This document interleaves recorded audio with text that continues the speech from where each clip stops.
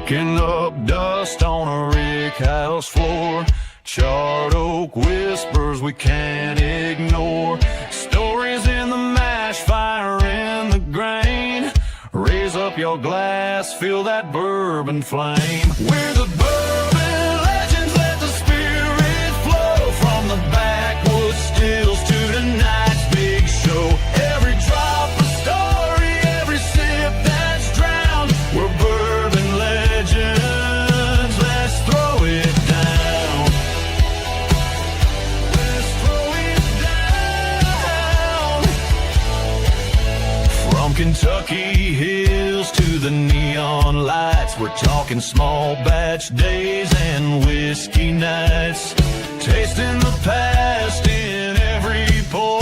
Gonna carve our names on the distiller's door. We're the Bourbon Legends, let the spirit flow. From the backwoods stills to tonight's big show. Every drop a story, every sip that's drowned. We're Bourbon Legends, let's throw it down. Let's throw it down.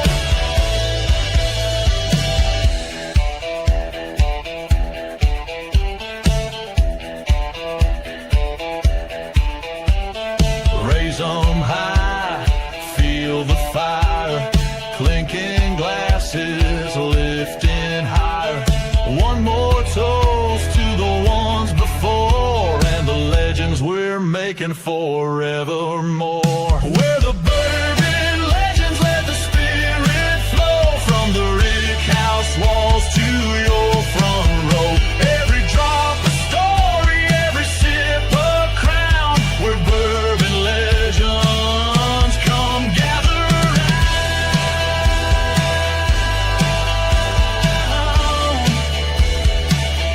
Come gather round.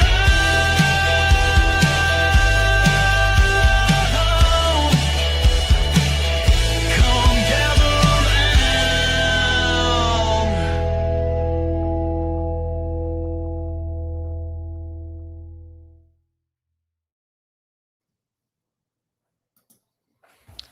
Hey everyone, it's Thursday night again. You know what that means? 8 o'clock Central, 9 Eastern, yada, yada, yada. It's the Bourbon Legends live on YouTube. Man, do we have a good show tonight. I say that every week, but I mean it this week, because this week we're going to be talking donuts. You know, those good old homemade donuts. Some of them are sweeter than others. Some of them are more strong than others. But at the end of the day, there's nothing like sitting back and relaxing with a nice donut. Or at least that's what I call it. Let's see if we know anybody here that likes donuts. Roger, do you like donuts? I love donuts. Yeah. I like the ones that come out of the little fancy spirally thingy that taste so good. Yeah, liquid donuts, I think is Liquid what it's donuts. called. Yeah. Liquid donuts, yeah. In case you didn't know, that's a code word for moonshine. Moonshine. Bourbon, whiskey, whatever. I mean, I don't know. We'll have to ask our guests what the difference is between moonshine and I mean, what classifies moonshine. But just remember, folks, we do have a drinking game. Remember that? And drink when you hear the word shine. So from now on, when you hear that word, it doesn't matter if it's sunshine or moonshine. That's when you drink. All right. Whew. That'll get your blood pumping. Mr. Chill Wheel Rocco, what's going on, my man? Howdy, howdy. Hey, I ate half of a 3-day-old apple fritter today. Does that count? I think it counts. I mean, that's kind of a donut, right? Yeah, it is You can a donut, I think. You can ferment apples. You can Just ferment saying. apples. I'm Yes. going to jump off and I'm going to jump on real quick because I'm looking in the comments and they say I'm black and white. So let me. Oh, I don't know. Is I he don't black? know if No. I don't know if I'm white or black or white, but Your Yeah, color I'll be in does. Everybody, Yeah, you look good. Everybody, do I have color? Let me know in the comments if I have color, please. On the auto playback, it looks like you do. Okay, Yep. well, that Yep. might be Donna Bennett 2121's issue and not mine, I guess. So Yeah, I might We need may to have to go reboot to that. the officials table and get a ruling on this. So nobody's Looks commented fine. yet. So nobody's commented that other than Donna. So I don't Yep. know. I think they're on their end. Listen, guys, you know, I know that somebody says I'm in color. James says I'm in color. So Roger and Will are afraid tonight that I'm going to take over the conversation and I'm not going to let them ask any questions. But that's just pretty not sure. true. That's just not true. Yeah. I may interrupt them a little bit, you know, when our guest comes with something that I really, really need to talk about. But, you know, if I do, I'm sorry. I don't mean to step on anybody's toes here. So, Well, I mean, that's okay, Craig. This is kind of your thing. So, I mean, well, you know, it's not every day that you know, I mean, we usually have distillers on here that are making bourbon, not making donuts. It's nice to finally have somebody on here that is going to make donuts. So that's But- what Like you. to make bourbon, you got to make donuts first. So, I mean, it all applies. That's I think it's true. going to be a fun time. I think it's going to be a really fun time. And not only is it going to be a fun time, but we're going to give away some of that shine. Mm-hmm. And if Oh, just a shine is the reminder, word. in order to get some of the shine, you're going to have to like, comment, Yeah. and then also subscribe so that you can become part of the game later on and get part of the contest. So for all those people out there that are guests tonight, please hit that subscribe button so that we can get you into the system. It takes about a minute, and then you'll be able to comment, and we can pick up people for the contest later on. You know, the way that StreamYard works is you have to be a subscriber. That's the only way. And then we'll put a hashtag out there, and then it just automatically counts it. But you got to be subscribed for that to actually count it. So it's one of those quirks of the software, I guess. But anyway, hey, we're going to hop over here. We're going to do a couple of news stories, and then we're going to get into the donut making. Okay. Okay. Hang tight. We'll see who's going to be in there. It's either going to be Roger, it's going to be Will. We'll see. Yes. Look at there, it's Will. Yeah. All right. Hey, you talk about this one because I want to talk about the next one. Okay. Well, this one is just regular Woodford Reserve. Ever since around 1999, I believe it is, they've had a special artist come on and they do the artwork to sell more of their product. A lot of people collect the artwork on the bottles and they don't drink it, and that's fine, whatever you want to do. It's a slow news week, so I thought I would put this out because, you know, the Arkansas Derby's coming up here in a couple of weeks, Will. Yep. And, you know, whoever wins the Arkansas Derby gets an automatic bid, I guess you would call it, That's right, into the Kentucky Derby, which this year is going to be the 152nd running. You know, was it last year or year before the Arkansas horse out of Arkansas? I don't know if it won the Arkansas Derby, but won the Kentucky Derby. Yeah. A couple of years back. So yeah, there's been a lot of horses out of Arkansas, Arkansas Derby winners, and had a lot of hype around them going to the Kentucky Derby. So yeah. And this year's artwork is made by a famous Chicago artist, Anna Murphy. I don't know if you're, you know, familiar with her. I'm not, but I like her artwork there. That's a nice horse there. I can see why people would collect these. You know, I've seen some of the artwork on previous versions, and it's all very good artwork. I mean, it's definitely something you would want to display. Oh yeah. And I mean, you know, I would drink the bourbon and then I would just fill it up with like some tea or something. Yeah, you could do that. Yep. Make it look like it was still bourbon, but it wasn't. Mm-hmm. Okay, moving right along. That's right. This is the one you want to take, the Makers. Yeah, the Makers Mark Wood finishing. So the Stewards release, this is new for 2026. It's focusing on the distilleries teams that guide the whiskey from fermentation to bottling. So hence the name Stewards. They're stewarding it through the process. So notes including cherry pie, vanilla bean, honey, toasted marshmallow, and candied ginger. So I have liked all of the wood finishing series so far, and I'm pretty excited to see this one, you know. I am too. This is like what, the third out of 5 in the series, I believe. Yeah, They, something they like do that. one. There's the They do one every year. They had the Keepers, Keepers, the release, Heart, release. the Lost release batch 1 and 2. Of course, I think that's maybe just a Costco thing, but I've enjoyed all of them. Well, yeah, dumb me if I'd have just read the graphics. It said this one sits midway through the 5-year lineup. I mean, hell, I make the graphics. You know. I just don't read them. You know, I mean, It's okay. Hey, reading's optional in this show. that's right. Well, and if you didn't notice, that picture there is actually a dunker. Did you see that? I see that. Yeah, it's That got wax, some that stuff wax running. goes all the way down. There's a lot of people that debate on what is actually a dunker or not.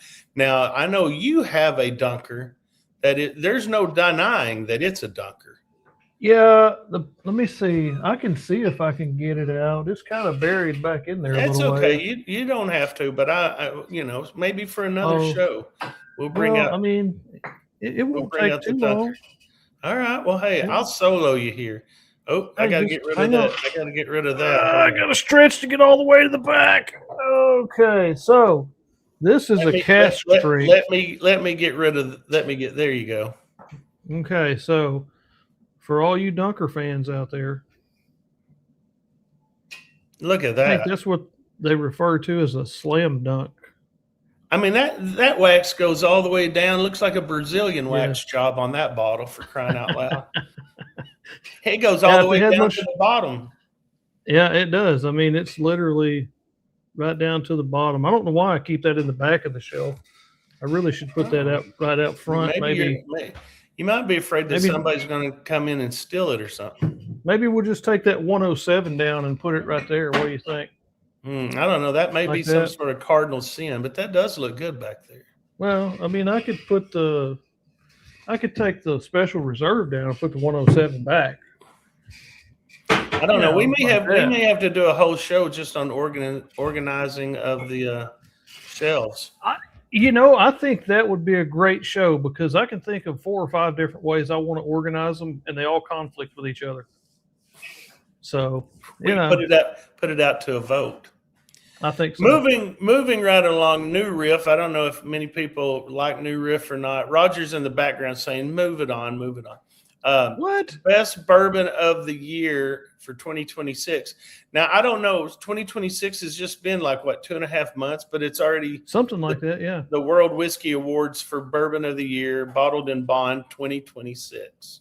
So, I don't know. What do you think? A little too early to be awarding awards? I've got a couple of New Riff bottles. They're both ryes, and I enjoy them. But, yeah, I mean, I think you kind of have to wait a little bit longer than halfway through March to really start issuing awards. Because what are you competing against, right? Yeah, I don't know. That's a good question. Now, the bottle that's actually shown in the picture is one of their new releases. And it's their oldest whiskey to date. It's a 6-year-old bourbon. They're going to have a 6-year-old rye too. And this one's going to be called Silver Grove. So that's pretty slick packaging there. Yeah. Looks good enough to drink, I think. I think so. Anyway, that's our news, basically. I mean. That's their oldest Silver Grove. Oldest Silver Grove, okay. They had an 8-year last year, bottle and bond, of their rye and their bourbon, which are excellent. Just so you know. Thanks for letting us know that, Roger. Well, somebody was going to put it in the chat. I know how these people are. You know what? We're trying to make content, controversy, whatever it takes. If it gets people talking, it gets people talking. It's like getting engagement, right? Yeah. Or getting engaged for that matter. Speaking of engaging, our next guest, I'm going to just throw this graphic on here. Look at there. That's our next guest tonight. That's the old donut maker there. Are you guys familiar with Donut Maker? Yeah, we might see somebody make some every once in a while. We're gonna bring him in, folks. Anybody that's ever searched Moonshine on YouTube probably knows this gentleman here. How are you doing? I'm pretty good, but the first thing I got to do. Welcome to Still Works and Brewing. My name's Randy. My name's Randy. And this is a channel that's all about home distillation and brewing. All right. Awesome. Love that intro. One thing that most people don't know is Randy learned that from the Emerald Lagasse when he used to do the BAM. You know, he got that catch, bam, bam, everything. Next thing you know, he was bamming everything. Now, Randy probably goes out to somewhere fancy to eat, and they say, who is this reservation for? And he goes, my name is Randy. You got to get somebody's attention. Damn right. Yeah, damn right. Well, Randy, we're glad to have you on the show tonight. Glad to be here. Randy, we call it donut making here in Arkansas. We just want to keep, all our bases covered. So we're donut makers here. I don't know what you call it in your neck of the woods, but are you a donut maker? Or you just you don't talk about it? No. I'm not worried about it. People know what I do, and I think I've told you in the past. I'm just a little guy. I don't think nobody worries about what I do. Well, you're not a little guy in the world of YouTube. You're one of the top donut makers, I'll say, in the YouTube universe, and you have helped steer a lot of people in the right direction of home distillation and brewing. I would say that, and myself included. There's a lot of, I know I've reached out to you in the past on comments and asked about stuck fermentations or, ingredients or whatever it may be. So I want to start off asking the first question of the night. And I will let Roger and Will ask a question, I promise. But for folks who are just now discovering your channel, maybe they were bourbon drinkers and they never even thought about making their own product. Can you tell us kind of how you got started in the distilling and brewing and all that, and what led you to actually put it on YouTube? Well, it all started about, I guess, 30 years ago when they first made brewing your own beer legal. And it just sounded like a fantastic hobby. So I started brewing beer. And then about, I guess it's been close to 10 years ago, 9 or 10 years ago, we went on vacation to Pigeon Forge. And if anybody's been to Pigeon Forge, there is moonshine places all over, and you get all the free tasting you want. And I just fell in love with moonshine. So after that vacation, I decided I wanted to learn how to do it. So I did a little research. A lot of people make their own stills. I ended up buying my first still. And after that, I had to do some research how to use it. So there was a few people out there. George from Barley and Hops was one. A guy named Bearded Inboard was one. And a guy from New Zealand, Jesse, was one that would help you out. But I just felt you weren't getting all the information that I needed. So I learned by mistakes. And then a few years after starting, I felt that I could help other people. And that's when Still Works and Brewing came out. And I've just been doing it ever since. And I think I'm 7 or 8 years on YouTube now. And I love doing it. I told my wife, when it becomes a job, I ain't gonna do it no more. I hear you. So that's how I got started. That's how you know you're good at something, is when you can teach somebody else how to do it, And it's fun. I enjoy teaching. I answer a lot of questions. People, use comments. I try to answer everybody. Well, and you've also done series, you kind of teach the step-by-step process. And So even if you're not actually commenting, to somebody, or if they email you or whatever, they can go back and look through your shows and find a lot of information. I know a lot of times I may watch your show, 2 or 3 times and pick up little bits of information, along the way.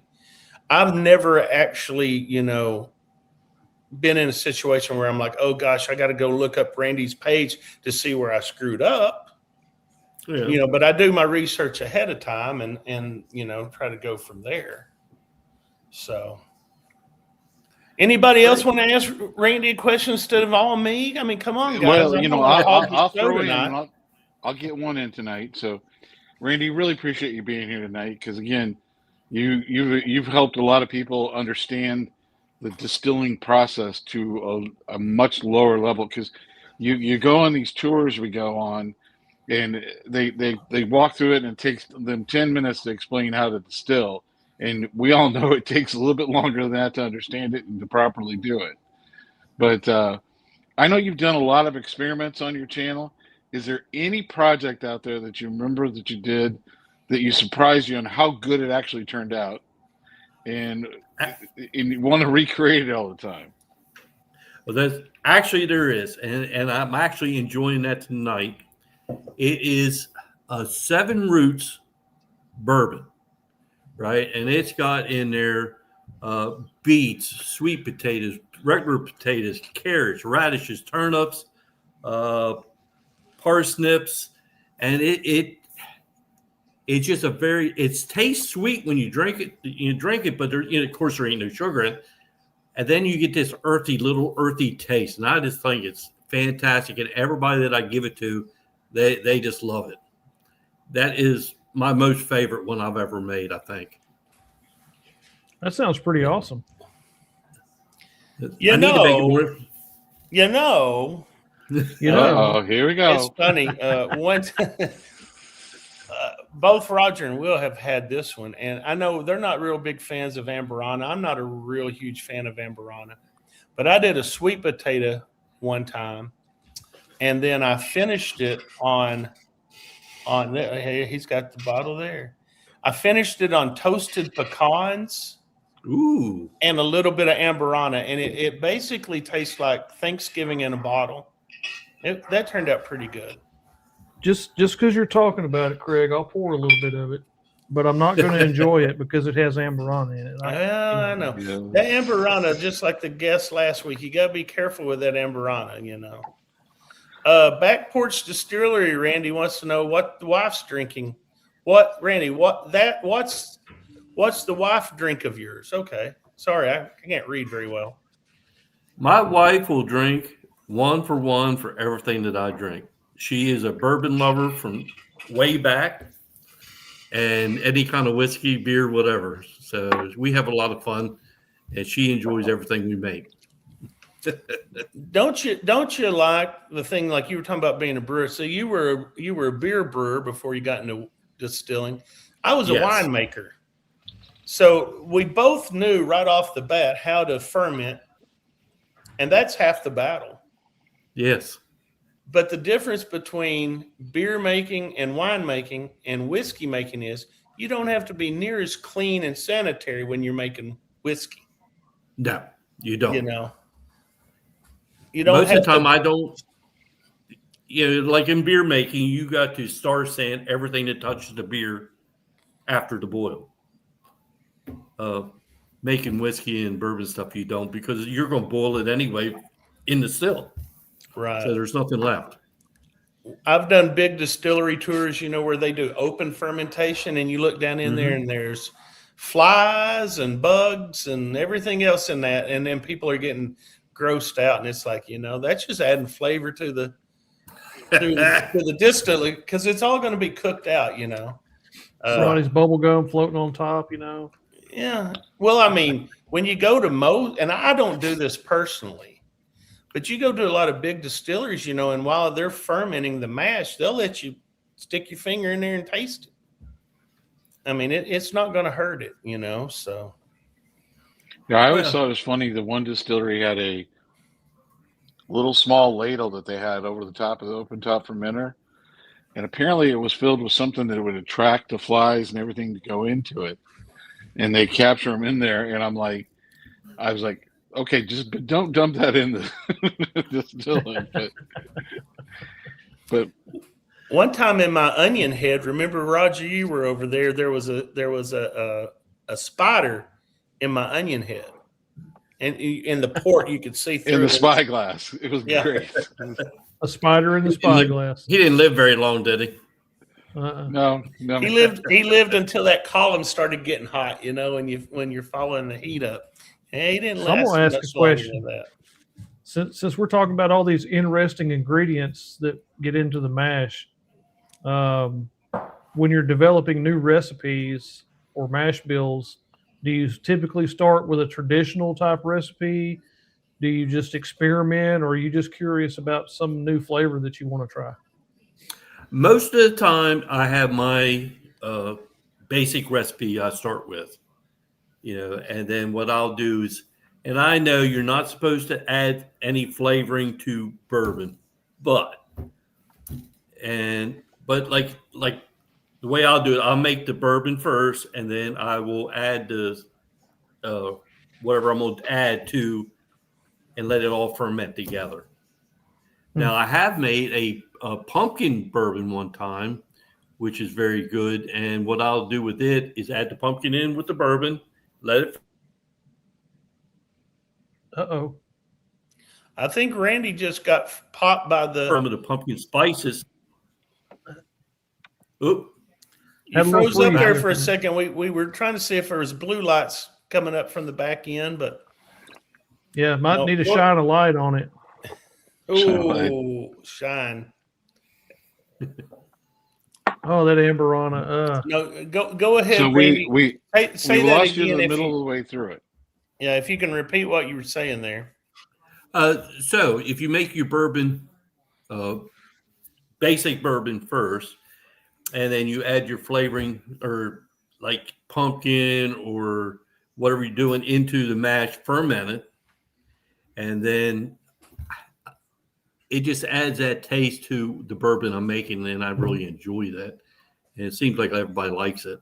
I know bourbon, you're not supposed to add anything to it, but there's one thing I've always said. I'm a home distiller, and I can do whatever hell I damn want to. That's right, yeah. So I mean, when you're doing something like that, okay, so you're going to add pumpkin to it, right? So you've got your typical mash, your grains that are ground up or whatever, however you like to do it. Do you just like cube up pumpkins, or do you put puree in there, or how do you do that? A lot of times what I'll do with the pumpkin is I'll bake it in the oven first, and then put it into the fermenter, and then let it all ferment together. And then on the pumpkin, what I usually do is I'll put in the column, I got a sight glass I use up top, and in the column I'll put all the pumpkin spices and cinnamon, and let the vapors go up through that, and you will get that cinnamon and pumpkin spices in that bourbon. So it's almost like making a gin and using a gin basket to put your juniper berries in and all that, basically. Yes, similar. I mean, it's there's one there. It's that's a pretty color. Yeah. Oh yeah. And that's got pumpkin in it. Well, there's more than one ways to skin a cat, you're saying. That's right. That is right. See, let's be honest, okay?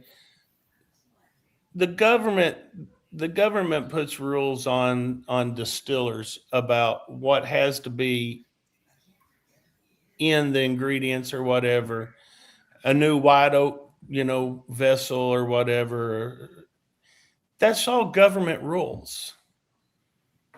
If you're not having to follow the government rules, you can call it whatever you want because you're not selling it. So if you want to call it a pumpkin bourbon, you can do that. There's no rules for us, Absolutely. That's what I say.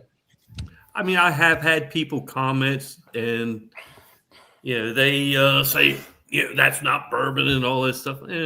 I just don't pay attention to that. Well, hey, at least you're getting people talking, I mean, like bad publicity is still good publicity. Mhm. You know. Well, one thing I'm very proud of is I think it's 99.5% favorability rating on YouTube.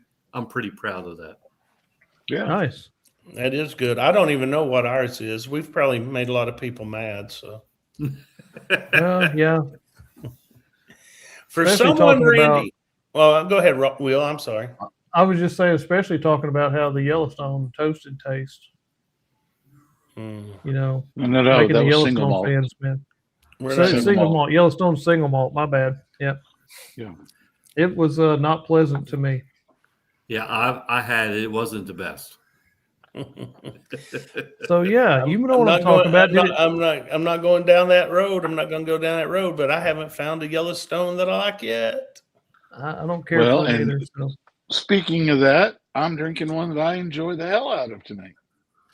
You know, that's the best Yellowstone I've had, but it wasn't good enough for me to buy. And it's I'll Beth just be in a honest bottle. with you. So I mean, come on, Yeah. it's Beth in a bottle.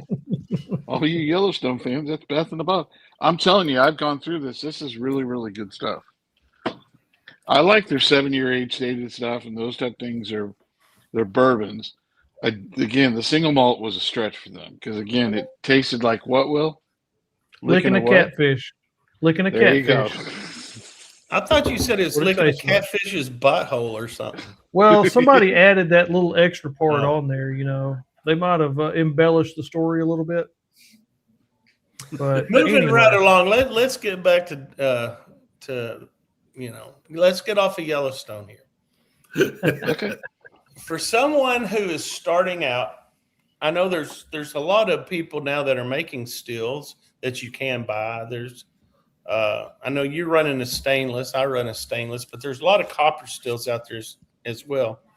But so the hobby is actually picking up. There's a lot more people that are getting into this hobby. What is something that you could give them, the newbies, that you have learned from experience as a mistake? You said you've made mistakes and you've learned from those mistakes.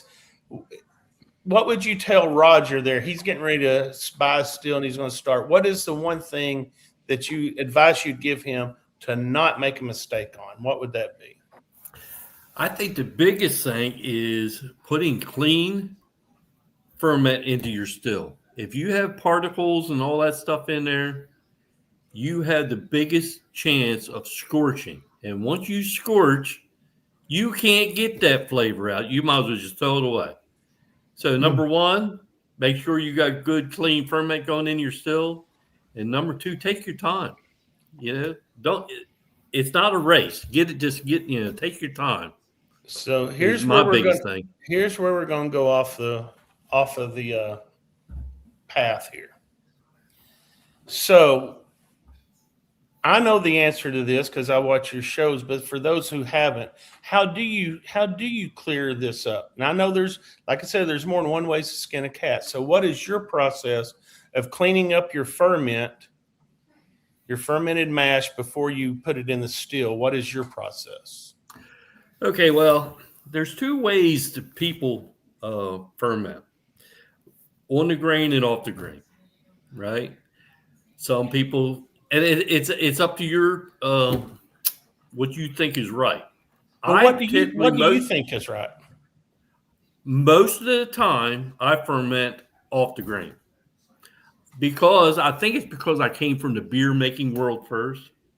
So when you make beer, you mash in the grains and then you sparge it all out into your fermenter and you leave all the grains behind.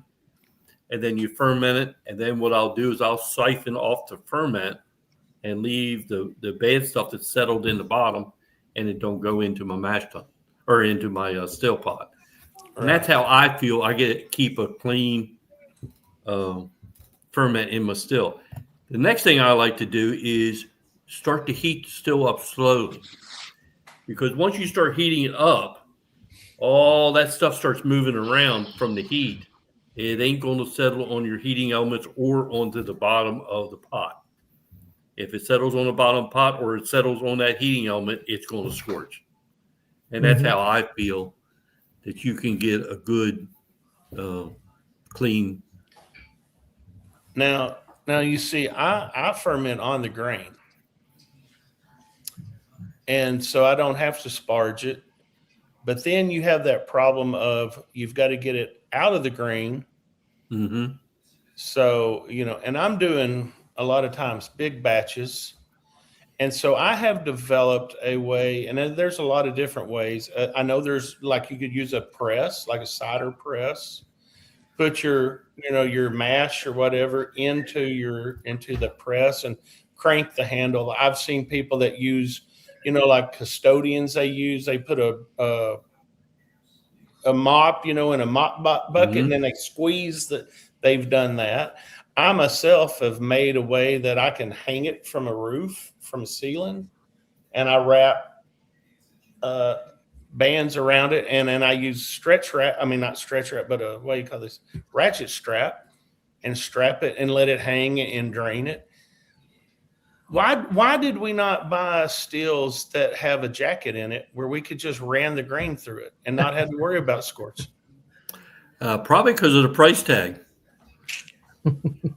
That's it right there. But no, see, these are all good things that distillers. You got to remember, we go.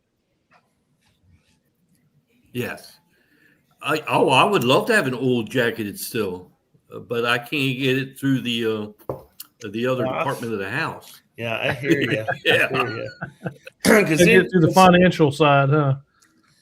that is one of the things that, like you said, once you burn a batch, you're not fixing it. No matter what you do, you're not fixing that. How many batches have you burnt, Randy? You want me to be really honest with you? One or two, and I've been really lucky. I was going to say, after you go through the time and the effort of making it and everything, and then getting ready to, and you burn it, you don't really make that mistake more than once. So there's a lot of waste, And there's the other thing I would like to mention. Pay attention to what you're doing. Have you ever puked a still? I think everybody has. On a few occasions, yeah. And most of the time, because you got to doing something else and not pay attention to what you were doing. And next thing you look up and you've got, well, for me, I had about 2.5 gallons puked over into my, bucket or whatever. I was doing a big run, so I was going right into a 5-gallon carboy, and I'm like, dadgummit, yeah. And I'll tell you another thing. If I had to answer my own question about, what's one mistake? If you're making a rye, do not fill the rye up when you're fermenting it as high as you would a corn mash. Right. Because once that thing starts to work, it likes to work. And I lost about probably out of a 50-gallon barrel, I probably lost half on the floor because it just kept rolling over the sides. Because rye really reacts different than corn does to yeast. And it's just like I make an oat whiskey. Oats the same way. Is that right? Interesting. It will go crazy. You better leave a lot of headroom for it to work off. And what I'll usually do with an oat, because I already know it, I use a blow-off tube instead of a bubbler. Because I know it's going to blow off and it keeps the mess down. Yeah. You usually do 5-gallon batches, right? You're doing 5 gallons at a time. I do 6 gallons because I got an 8-gallon still. So I do 6-gallon mashes, and it just fits perfectly in there. Yeah, Craig, what you said about the rye was the perfect examples when we went to Wilderness Trail this year, and we went and were going and getting a tour through there, and we went in and they were doing rye in the back fermenting tanks, and I mean it was right up to the top. I mean it was just barely clearing the top of that fermenter, and we went in and they were doing bourbon, and it was way down in there, and they go, same amount, it's just rye goes nuts and producing went up, and the bourbon was all right and level and plenty of room in as they call it, headspace in the fermenter, and it was perfect. But That's the thing. That's the interesting pickups that you see out of it. Oh, Justin wants to know: have you ever made a rice whiskey? That I have not, and I've been wanting to. I just haven't. There's two things that I want to do. That is one of them. And one thing, I've made everything that I can imagine, and I haven't not made a tequila yet. So my plans are to make a tequila this summer because they say that you need the extra heat. So that is on my bucket list. I have made 100% rye, and then used enzymes, to convert it. Mm-hmm. So it was 100% rye. And I have no, I don't want to make tequila. There's something about tequila and me just don't get along. I don't know. It makes my clothes fall off or something. I had a bad experience at one point. Well, it wasn't his shining moment. Sometimes with whiskey, I don't have shining moments. Now, see, tequila to me, I've had the cheap tequila, and I don't like it at all. But if you get small batch, upper end tequila, I think it's fantastic. Yeah, I usually have my tequila in a frozen margarita, so yeah, I guess it could be. Yeah, was it earlier this year or end of last year? We had the owner of JT Mellick on and talked about how they did the first couple of rice whiskeys, and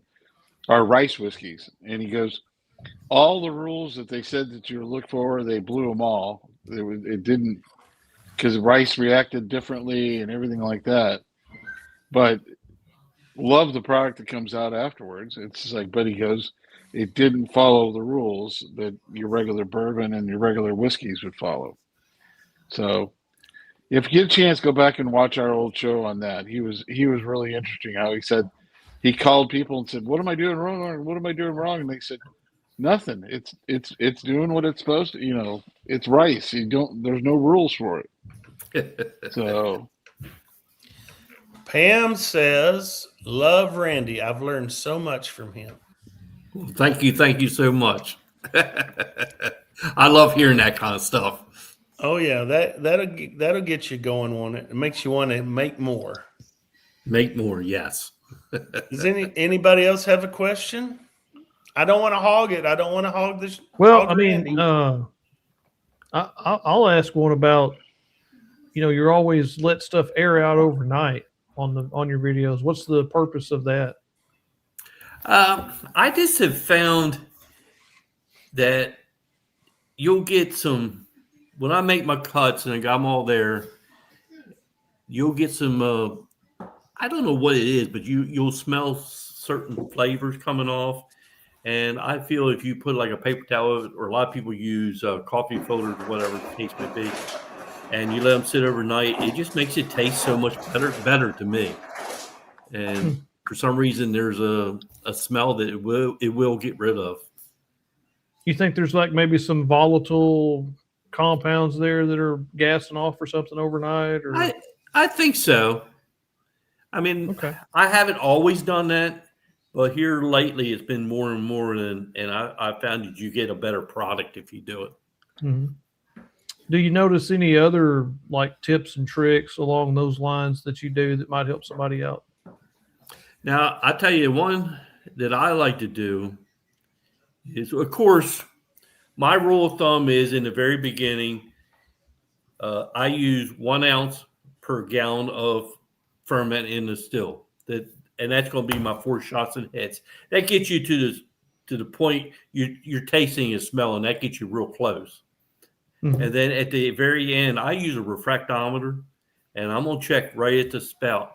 And when it hits 40 ABV, I'm shutting it down, or that's my, that goes to this side, and the rest of it would be, you can put in your faint jar or something like that.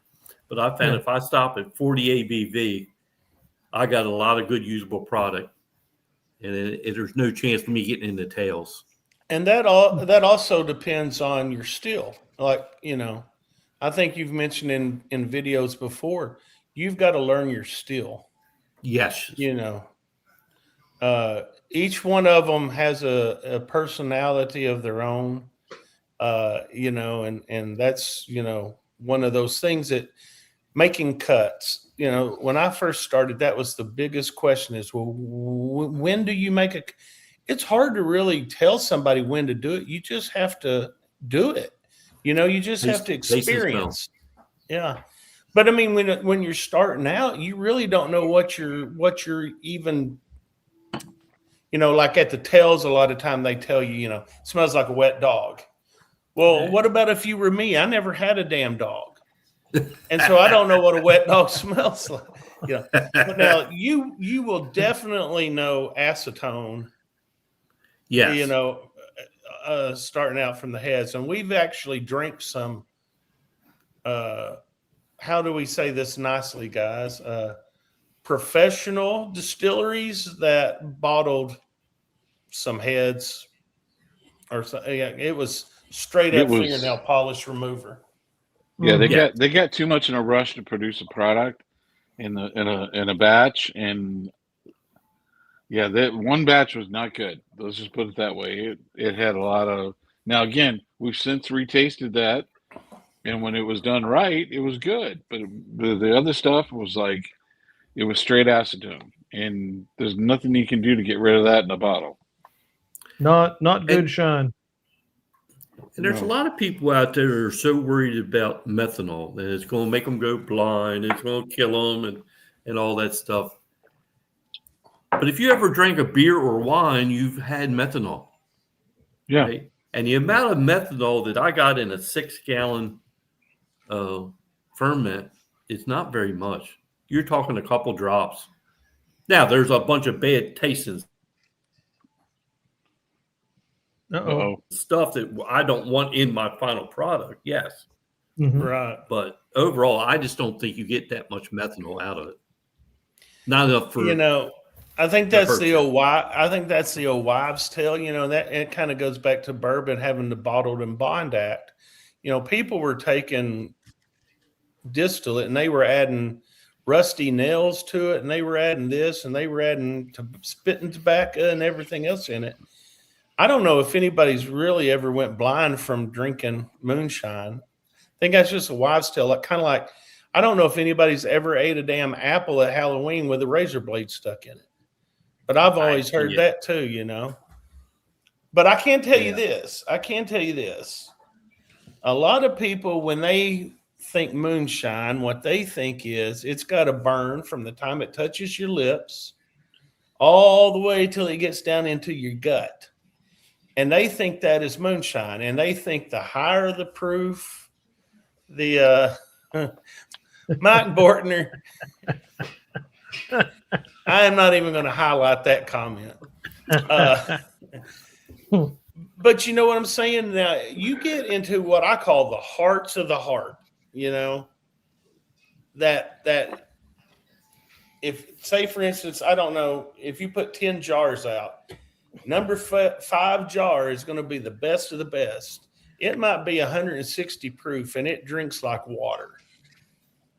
Well, see, I'm not going to give that away to my friends and family. I'm going to give them that. He gives us the crap that comes right off. That is true. Because if I'm going to barrel something, I'm going to take all of the hearts and barrel the hearts, and what's left is what I'm going to give to you guys. And then 5 years from now, you'll be like, I'm so glad that he saved the good stuff for the barrel. And yeah, do you ever just give somebody like just the hottest crap because they think that's what it's supposed to taste like? No, I don't. I don't do that. And usually when I make a batch, like I make small batches. So usually I end up with a gallon and a half. If I've had a good run, I'm going to run up with a gallon and a half of product.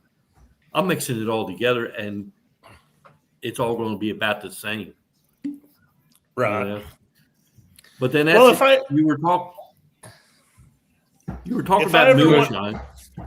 Yeah, go ahead. I'm sorry. No, go ahead. Talking about moonshine. To me, everything I make is moonshine. But from the definition, moonshine is something that taxes haven't been paid on. Right. But nowadays, I think moonshine, definite moonshine it's a corn liquor. That's what I consider moonshine. And then you can either age it, or you can drink it clear, or you can age it, or you can post flavor it. And that to me is what moonshine is. And I love to make post flavored moonshine. You love to make what? I call it post flavored. So you take a corn liquor and post distilling. Yeah. Right. Yeah, so that's one thing I enjoy to do. I actually have. Go ahead. Go ahead and talk a little bit about that process of post distilling flavoring. Just kind of, I know, and you've got tons of videos on it, but for the people who might not be familiar. Okay, to me, post flavoring is I take a corn based corn liquor, and then there is stuff like you can add root beer. There's recipes where you add apple pie is a post flavor. You're adding apple juice and apple cider and spices and corn liquor all together. That was what considered apple pie. But there's so many recipes out there that are so enjoyable. I have one back here. It's a oatmeal cookie moonshine, and it's just like eating an oatmeal cookie, in a glass. So you bring that out when you have a gathering. It goes empty real fast. But there's so many. I bet it does. There's so many posts, and I do a show every Wednesday on that, and make. We kind of do that here.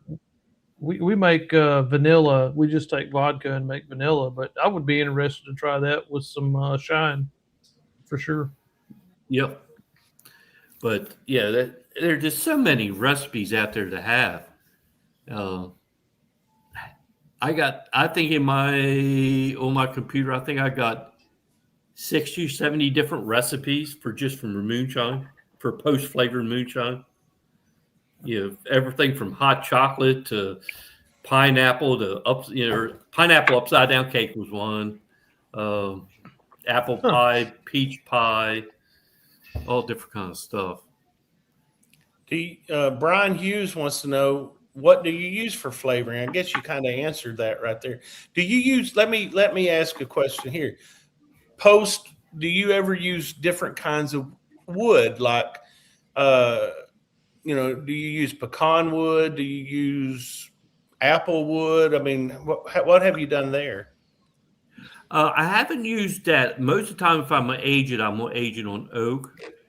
But I have used nuts like pecans, regular pecans, and make a butter pecan.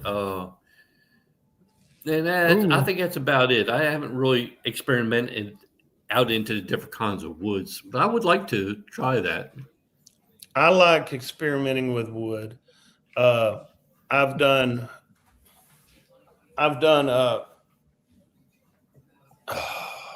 having a brain fart here. Chestnut. Chestnut. Thank you, Will. Chestnut. Toasted cherry. I've done some maple, sugar maple. Now I'm going to tell you about the first one that Will mentioned there, the chestnut. They used to, before they did white oak barrels, they barreled in chestnut before that disease came and pretty much wiped out the chestnut. Talking about getting dark fast. In about a week, that stuff was black. Has a very unique flavor. I don't know if it's one that's necessarily good or not, but it had a unique flavor. We have a guest here, I believe it's Bowise. Randy, do you ever use pure filtration systems to clear your distillate? No, I can't say I have. Okay. I'll be honest with you, I ain't quite sure what that is. Well, I have done it before. You can buy like like you would take a water and pour water into pure. Is just the name carbon of the filter. brand. Oh, like a Brittany. Yeah, something like Rid of that. filter. Yeah, I have rid of used filter. that. Yep. Yeah. Do you think did it help a lot, or do you think it took away too much flavor? I like to tend to believe it takes away a little bit of flavor. That's Yeah. like, in regular whiskey, chill filtration. I mean, I would rather have something that's non-chill filtered where that flavor is still in it as opposed to them taking it out. And most of the time when they do the chill filtering, it's, to make the distillate more stable so it doesn't get cloudy. But I still think that it takes away some of the flavor.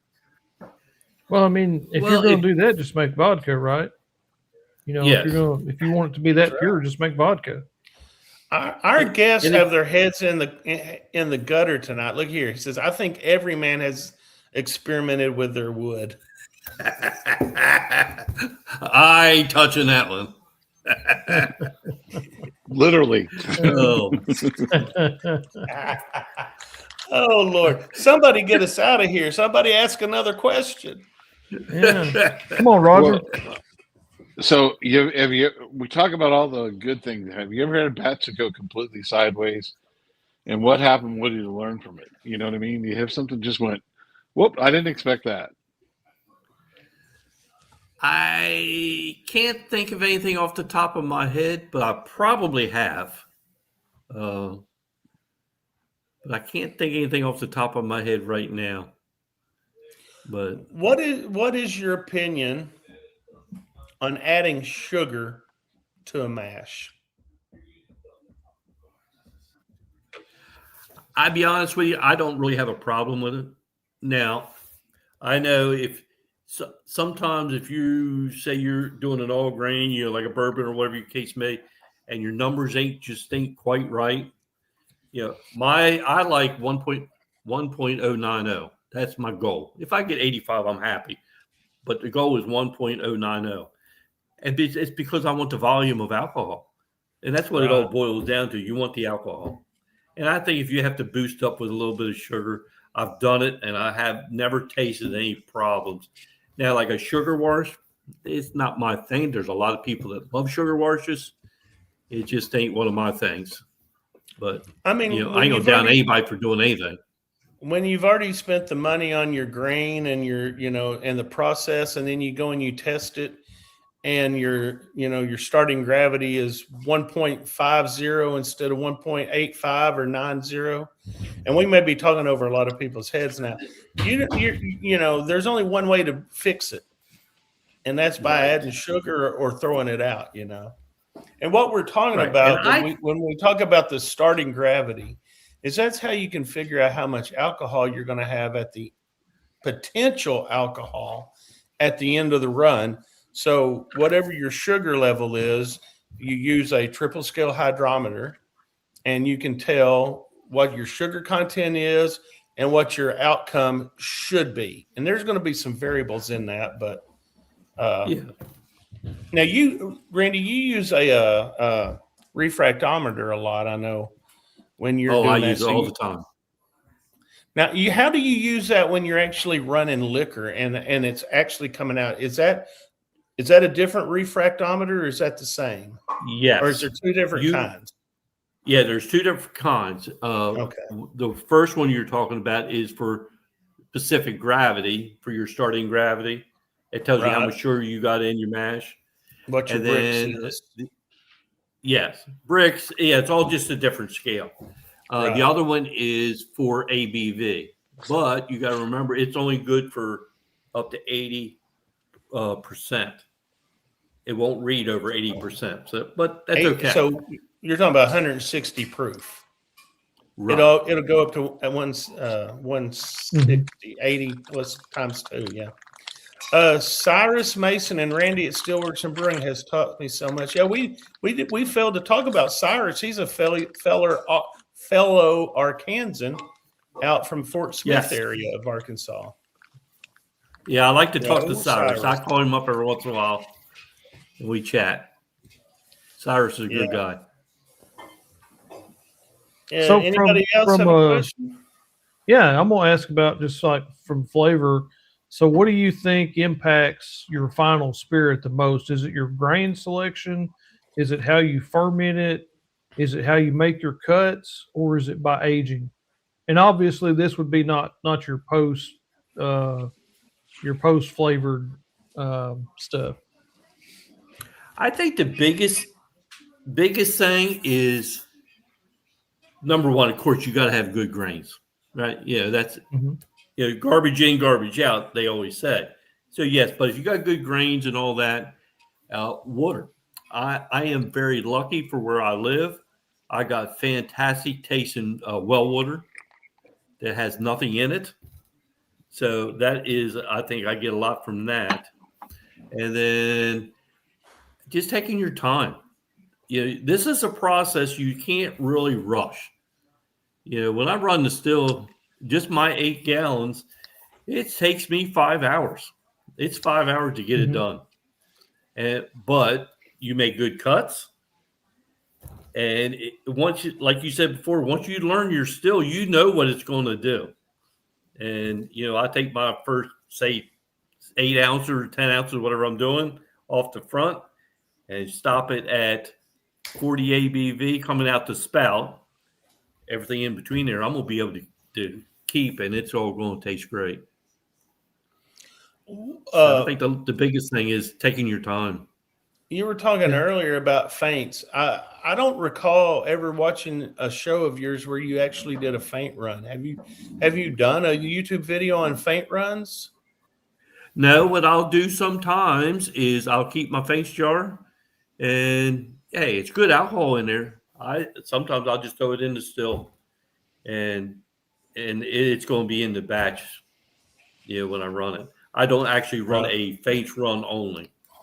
It's just like if you get a half a quart, it's going to go into the right into the still, and back it's in going to be in the because it's good alcohol. I didn't realize this until probably 6 months ago that there are some small distilleries that actually, they call it a queen share, and it's basically a feints run. And but they call it queen share, and I got a bottle up here from Old Glory right here. Yeah, and all that is they take the the feints and just redistill it, and it's got a more earthy taste because you're getting all those fusel oils at the end of the run. Right. I guess that's what is the wet dog smell they talk about. But once you rerun it, not fish oil, no. But once you rerun it, you're gonna get a cleaner product. I know Randy said earlier, tonight that he only does a one and done. So you're running it obviously a lot slower, whereas right. I do 2 runs. I basically do a stripping run, and then I come back and I strip everything out of the mat or out of the first run, and then put it back in and then redistill it to get a little bit cleaner product. It's always funny, like in marketing, you might see something and be like, this was ran 3 times, or whatever, like that means anything to anybody, Well, that's the big thing for Wheatley vodka is they say it's run 10 times. And their platinums run 100 times, and I'm like, oh, but so you never explained. They never explained that process. But well, to me now, like I have a plate still when I make vodka. It's got 4 plates in it. Well, they say you can actually every one of those plates is a redistillation, so you're doing four plates. That'd be distilled 4 times, and you only ran it once. That's what a lot of people will say. Well, I mean, I guess that is technically true. Yeah. Although so much amount is going to, I mean, it's not going to hit that first plate and all fall down. I mean, there's going to be a certain amount that's going to come through. But yeah, I mean, that's why these column stills, are 90 feet tall or whatever. I mean, that they're wanting that reflux. That's the whole thing. We're always looking for some sort of reflux to bring your alcohol, level up. Try to squeeze a little more out of the process. Well, I mean, there's only going to be so much so much alcohol in a batch. It's how much can you extract out of that? Yeah. Yeah. You know, I mean, nobody's True. ever going to run their batch down to zero. You know, like Randy, you say you stop at 40 ABV, that's 80 proof. You know, I mean, you could keep running it technically down to zero, but I mean, you're pulling over so much more water and you know, things with it. Nobody does that. Right. Well, technically, what you're doing with a plate still is as them vapors are coming up, you got an alcohol molecule and you got water's molecule stuck all to it. And as it goes through each plate, you're just trying to knock the water loose and send it back down and let that pure alcohol vapor go up. And that's how you can get 90. I think the best I've ever done was 94% coming off, which that was fantastic to make a vodka. Because vodka is as pure as alcohol as you can make with no flavor. And that's what the ideal of it is. That's why bourbon, you can only come off at 160 according to the rules, because you want that water, because that's where the flavor's at. Absolutely. Yeah, that water mixed with that alcohol, that's where the flavor's at. So yeah, you know, I mean, and people don't want that flavor, so they drink vodka, and then they put it with, you know, Red Bull, or, you know, They put some kind of flavor in it. Yeah, to get that flavor back. Hey, we're just going to run this real quick for those of you who are not Bourbon Legends or followers of ours. If you will go to our page, you can actually get in on a drawing that we're getting ready. We're gonna run one of the drawings right now in the next, I don't know, 2 or 3 minutes, for some samples of moonshine, real moonshine, not Old Smoky. That's the other thing, Randy. These Old Smokies and what all different brands, you know, there's a whole bunch of different brands. I mean, that's not really moonshine. That's, you know, that's legal product. Well, it's legal. It's legal product. I mean, it's unaged whiskey, in my opinion, or flavored whiskey. You know, like corn. It's corn liquor. Yeah. It's not really moonshine, but everybody wants to jump on the moonshine. Tried something and I liked it. Well, we're actually here in the next, I don't know, 5 or 6 episodes. We're going to do some sort of content about Old Smoky moonshine, or, you know, one of the Sugarlands or whatever, because they've got so many flavors. They've got, you know, the banana pudding and the this and the that and the sour apple and that. We're going to try that. And remember what we're calling it? Come on, you got to get excited about it. No, I don't remember. Hell, I make this stuff up. I don't ever remember. That's what I got you guys for. Moonshine Mayhem. We're gonna Moonshine Mayhem, okay. Moonshine Mayhem. Well, I hope you invite me back for that one. Yeah, Moonshine Mayhem. We're going to be sampling all this stuff. You're welcome to come, but hell, if you want to become the co-host, we'll have you on every Thursday night. I take a Thursday night off. We could have him be the Russian judge. You know, that Russian judge that comes in from the side, says, "No, it really didn't taste that good." Okay, here's what we're going to do, folks. Here's what we're going to do. We're going to give away the moonshine samples here. What you have to do to become eligible, I didn't mean to do that. I mean to do that.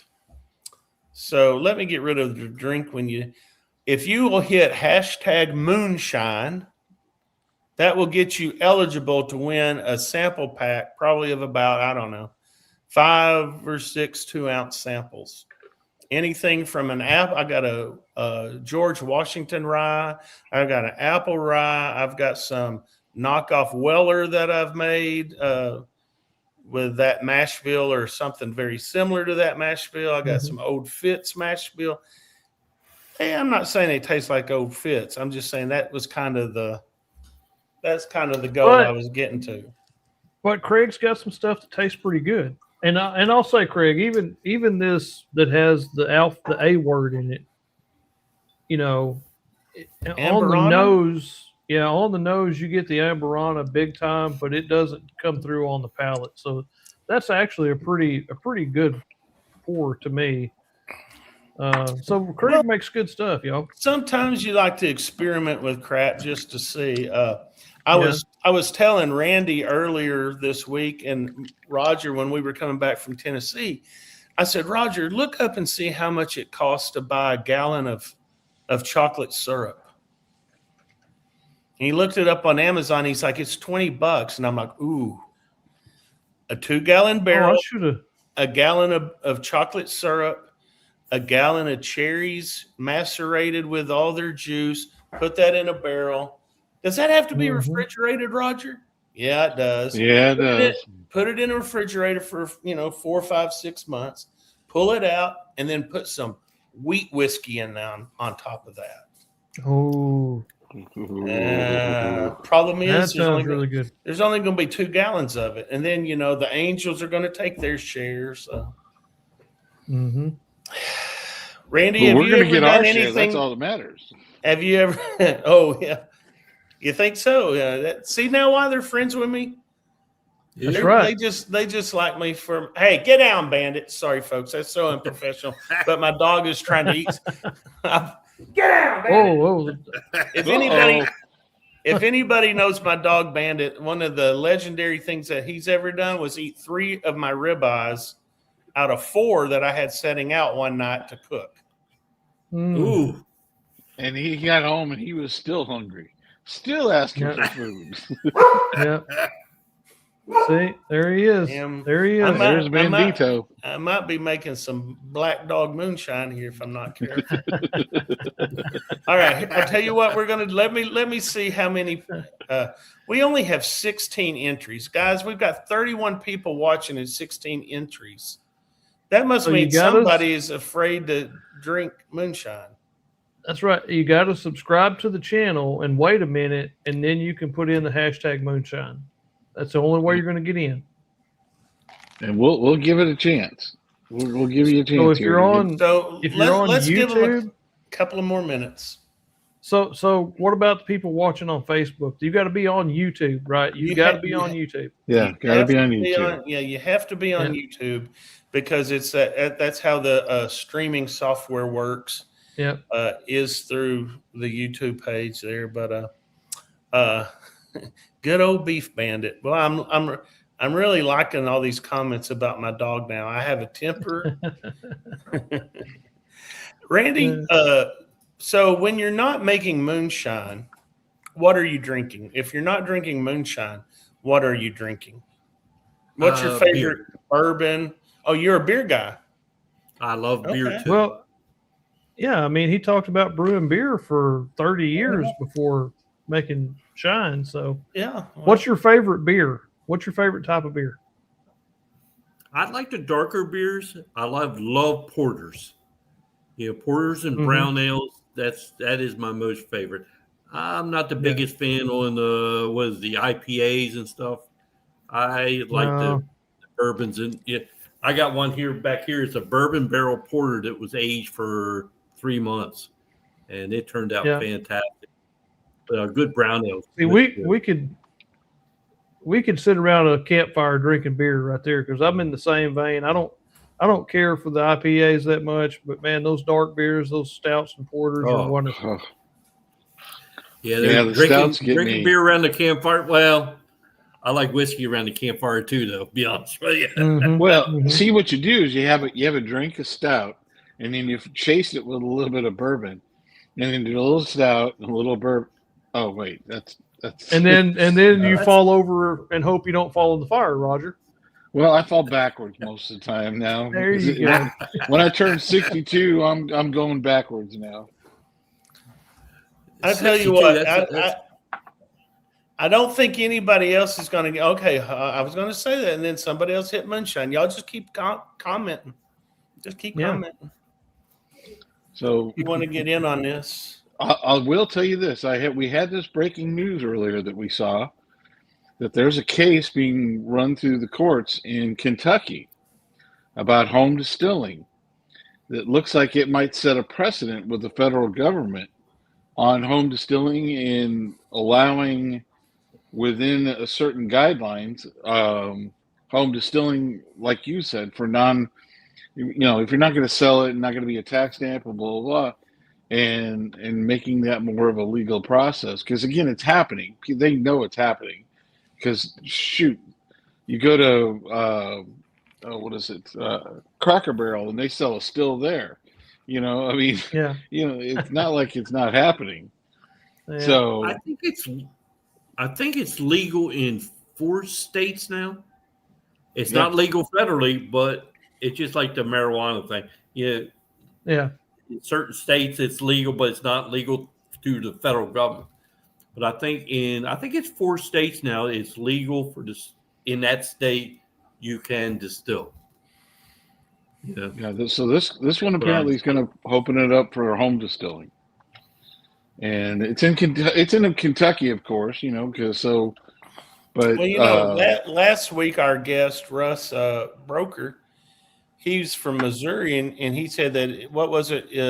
Was it 100? Is either 100 or 200 gallons per 100 gallon per family member. per family member. There's per year. Arizona, you can possess and operate a still for personal use. Same West thing Virginia. with Alaska. Massachusetts, you can produce moonshine for personal consumption, but it has to be consumed on the premises. Missouri, like you were talking about, up to 100 gallons of distilled spirits per person per year. West Virginia allows 10 gallons per year for 2 adults or 5 gallons for 1 adult. So Ohio introduced the bill in 2023, but it didn't pass. And New Hampshire introduced a bill in 2021, but it did not pass. So there's more states that seem like they're interested in it. So, and I think the biggest thing is what they've always talked about is the methanol, and it's hurting people. It's not the case. If anything, like you were talking about earlier, Randy, if you drink beer or wine, you're drinking methanol. That's one of the reasons why you get such less of a hangover or headache when you drink, whiskey, is because that has been taken out of the equation, And the reason we get rid of methanol is because, number one, it don't taste good. And who wants stuff that don't taste good in your whiskey, right? That's and right. we get rid of it because we can. That's right. Yep. Yeah, and that's the thing. It's common sense if you just look at it. So why would anybody think that you're going to go blind from that? It's not like we're actually separating the methanol and then saying, "Okay, here, drink this," so you can go blind. I just don't understand that. But whatever. All right, we've got 19 entries. Can we share the page and give away some moonshine? let's roll it. Let's roll Y'all it. aren't even drinking when I say the S word. Oh, sorry. Everybody's missed it a bunch of times. Sorry. I'll catch up. All I got water counts too. Just so you have to stay hydrated. We have 20 entries. You guys can keep putting that in there until I get the page up and shared. So don't let me stop you. All right, we're going to see right here. We're going to share it. Are we sharing it, guys? There we are. Yeah, it's there. All right. Let's roll it. Here we go. Who's going to win some moonshine?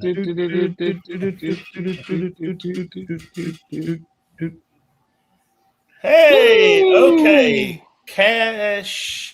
Castrator. Whatever. I can't read tonight. I've been drinking moonshine. Castrator. Castrator 1705. This has to be one of Randy's viewers, because I do not recognize the name as a normal Bourbon Legends viewer. So Will has put in the chat the contact information where you can contact me, and I can get you some of that sent out to you. So congratulations. Be sure and send me an email to the bourbonlegendsmedia@gmail.com. Congratulations. Awesome. All right. Hey, Randy, I know it's late at your place. You can either go or stay. I think we've asked about all the questions, unless Anybody have anything? Unless you got else? questions for us. Yeah, you got questions for us. We'll answer those too. Well, I mean, there's one question too. Before you ask your questions, if you want. So what? Justin's Looking, wife. Okay. yeah, looking ahead for this year, what projects are you most excited about sharing on your channel? I mean, is there anything out there that's just really you just can't wait to start doing and show everybody out in YouTube world? Well, that is a great question. I had one of my viewers. He did a iced tea distilled spirit. It's a sweet tea where he took tea, hot water, and sugar, made a sweet tea, and then distilled it out. And he said it tasted fantastic. He was really pleased with it. I'd like to try that. And then, like I talked before, I would love to do a tequila. I want to do it like an aged tequila, where it's aged on oak. That's all I got on my mind. It's like I said, I'm getting ready to retire so that I'll be able to have some more time to try to think of some things to do. It is a chore sometimes to come out with new stuff, but it's a lot of fun. I love it. Well, I think we can help you out right there. I mean, why don't you do a moonshine challenge and have your viewers suggest, a shine that they would like for you to make, and then tally it up. Give them a week or whatever, and then say, hey, this week's winner wants me to make a turnip shine or whatever, or something. That might be a good. That might be interesting. There's a lot of good people. I've been watching the chat over here, like Scott Bryant and Mike W. They're people that they've been watching me for a long time, and I really appreciate them. They give me a lot of good ideas, so I really appreciate seeing that. I'm curious now about the iced tea one. I'm like, and I'm more of a traditional guy. I kind of just make bourbons and whiskeys and ryes. But what about if you did an iced tea and then a lemon, and then blend the two together and have like an Arnold Palmer? Yeah, I could see that. So you talked about the 7 roots. How did you come up with that idea? Nobody really got off into that. How did you come up with that 7 roots idea? I went to I don't know if it was a bourbon festival. It was at a park where they had all these distillers out there, and there was a guy there, a distillery, and they made a 7 roots whiskey, but they took whiskey and then just added in essence or flavorings to it, and I wanted to go with the actual vegetable. Mm-hmm. So I just took their idea and then I kind of moved on with the actual vegetable, and I think it just turned out fantastic. So you cooked those down like you were talking about with the pumpkin and added that to your normal mash? Is that what you did then? Yeah. Yes, I took the normal mash, and then in a pot, I don't peel them. I just cut the tops off, boil them until they get all mushy, mash them up with a potato masher, and they all went into the fermenter. And with all the bourbon ferment, and then you fermented it out. And it just gives it, I'll be honest with you, I've never tasted anything like it. And everybody I give it to, they just love it. Because it tastes kind of sweet on the front, but then you get this little earthy taste in the back, and it's just wow. Yeah. Yeah, it sounds really interesting. You don't have to make another batch and share it with your Arkansas friends. I think I should have to do that. Or my Arkansas friends could come over and we can make a batch of 7 root donut. There you go. Well, the problem is we got to wait for all those. We got to wait for all those things to come out of your garden, though. See, I'm not growing beets and all that in my garden. I'll just have to go grocery store for that. I go to the grocery store. Yeah. Now, where do you get your corn?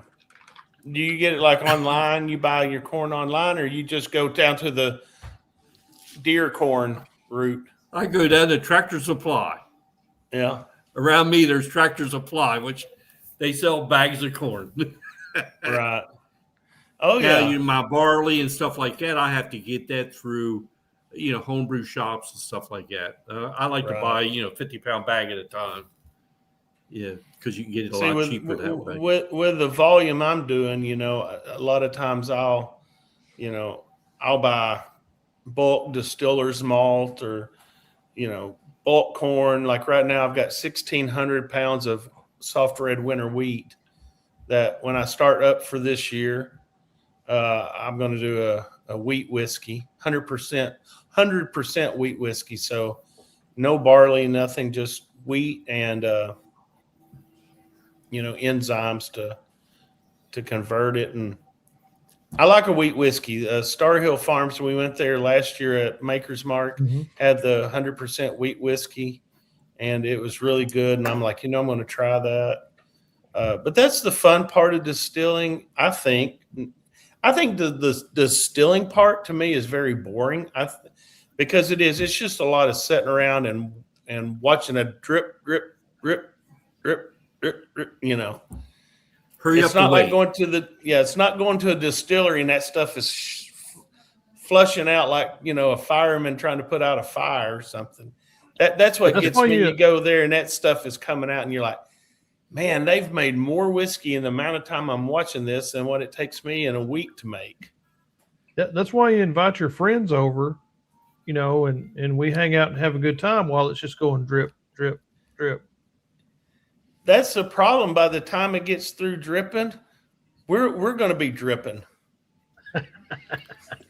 Well, it's like I give away more than I drink.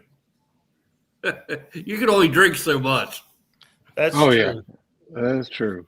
But they don't call us Bourbon Legends for nothing, Randy. Mm-hmm. Well, that's true. I like Donna's idea. What was Donna's idea?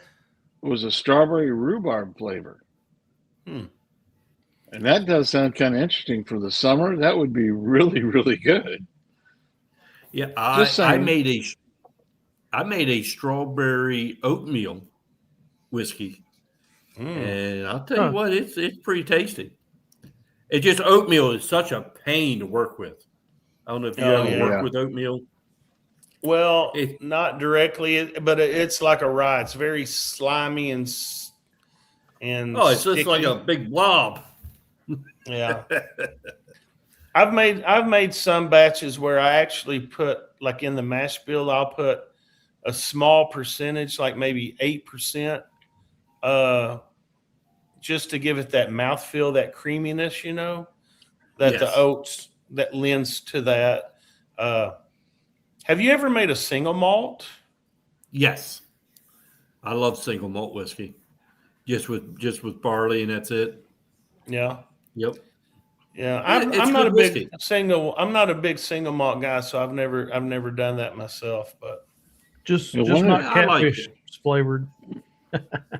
Yeah, you don't want any catfish butthole flavored bourbon. Yeah, moonshine. And there's single malts that I do really enjoy a lot.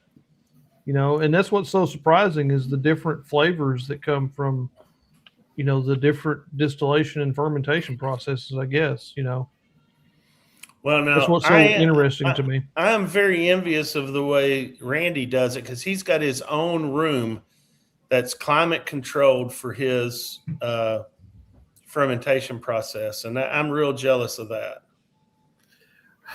Well, I do have to tell you a story, though. I was really big into winemaking, and in that room is where I stored all my wine. I think I had 250 bottles of wine in there aging. And the heater malfunctioned, and inside that room got up to 130 degrees. And you know what happens to all the corks when you get wine up that hot? Pop. They were all on the floor. Oh. And that's when I kind of gave up wine. I said, I'm done. That's not champagne, folks. Not good. I've had that happen with a bottle or two of a bourbon that's been left in my truck in the summertime with the windows open, and you come back and your truck smells really good for about 3 weeks. You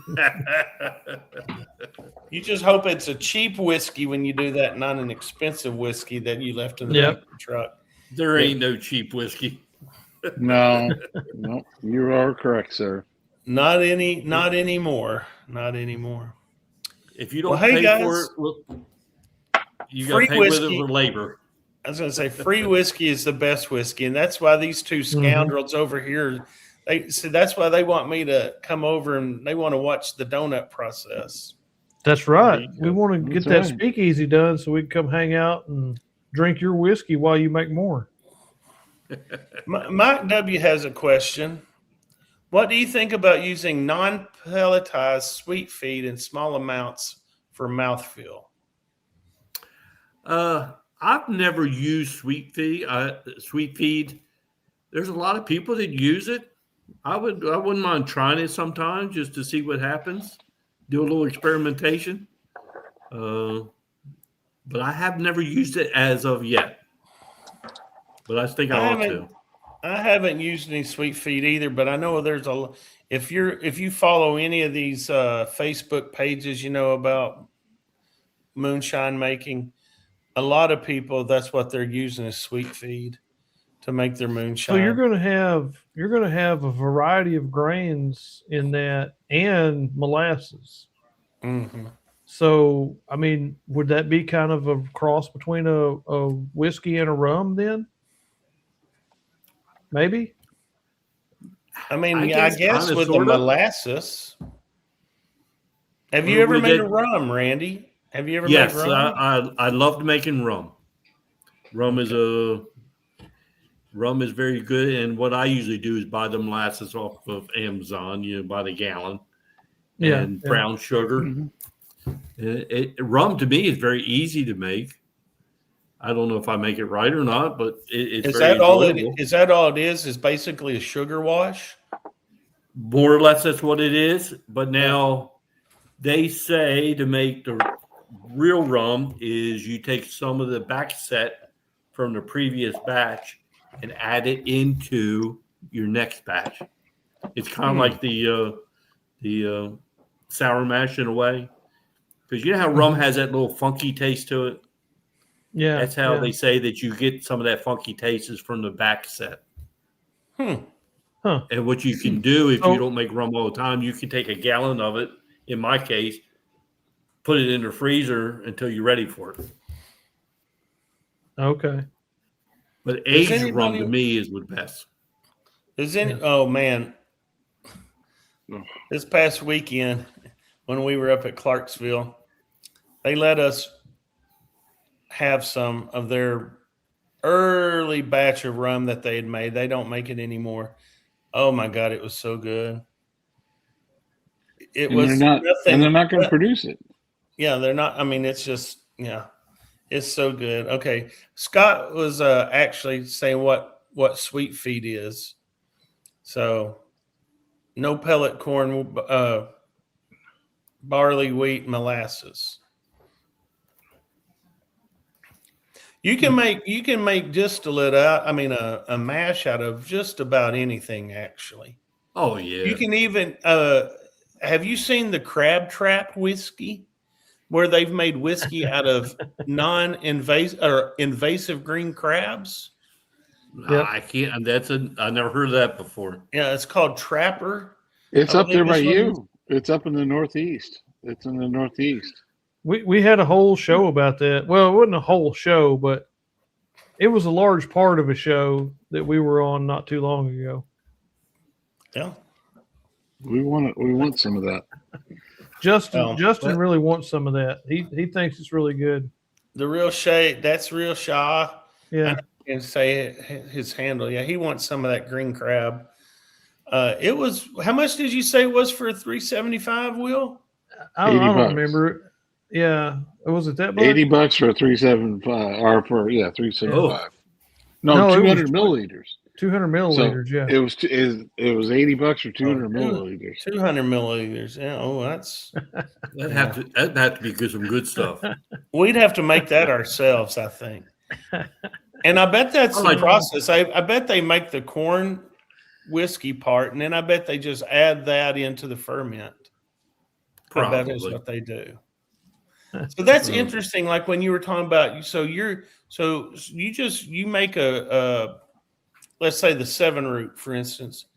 You're making your bourbon mash, so you get it to whatever 1075 or 1085, 1090, whatever, and then you're just throwing the rest of it in. Yes, your roots. So it could actually go up in. It could actually go up. Yes, I've never checked it afterwards. But see, I've never made it like that. I guess I'm going the wrong route when I'm wrong route when I'm doing that, because I'm adding it first and then trying to get that sugar up, and that's hard to do without adding sugar into it. With it.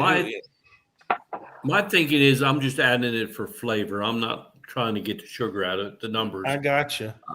I'm just using it for flavoring. See, and I've never this is why you do these shows and you learn these things, because my mindset has always been I'm making a mash bill, and out of that mash bill, what I'm adding to that, I'm trying to hit that final starting gravity point. And I'm going about it wrong, because I'm basically diluting that down, and then I'm turning around and having to add sugar to boost it back up. I should just make my mash and then add that to it. Could have had a V8. I'll do that next. I'll do that next time. But I've done that same process with apples, the 7 roots, all different kind of. I'm gonna call it flavoring. What I don't know what else to call it. And I add it just right into the fermenter, let it ferment on them apples or on them 7 roots or pumpkin or whatever the case may be. And it seems to turn out fine for me. And I've never had a batch that was undrinkable. I've had some I said, well, I need to add a little bit more or a little bit less, but it was still drinkable. What about brandy? I always make one batch of brandy a year. Are you much of a brandy person? I like it somewhat. I don't know how to say this. I like the blackberry brandy where you add sugar and it's a sweet brandy. I kind of like that. The other brandies are they're just fermented grape juice or whatever, or juice. They just don't thrill me that much, but I do enjoy them. I made one time. It was mixed berries I bought frozen berries from Walmart in bags, and it turned out good, and I enjoyed it. Everybody else liked it. It just wasn't one of my things. Well, I mean, that's the thing. That's, one time I made I think I was telling you, a mead whiskey, where I made mead out of honey, water, and yeast, and then I fermented that. Distilled that after I had that. And Will's got a bottle of it there. Nectar of the Gods. I did not personally really care for it. A lot of people loved it. That's the color of it, unaged too. Let's break it open and see. It came out kind of pea color. Well, hey, we're going to have a tasting right here. We'll see what it tastes like. But that's the great thing about this hobby. There's something for everybody. Everybody has different taste. Of course it did. Look what happened. Cheap bottles. You just can't get good free stuff anymore. Used to when you got something free, it was good and quality, and now free stuff it's just crap. It falls apart on you. It just falls apart. Next time I give you a bottle, you hear that pop on there? Oh yeah, that had a nice pop to it. All right, but you're right; it does look like pee.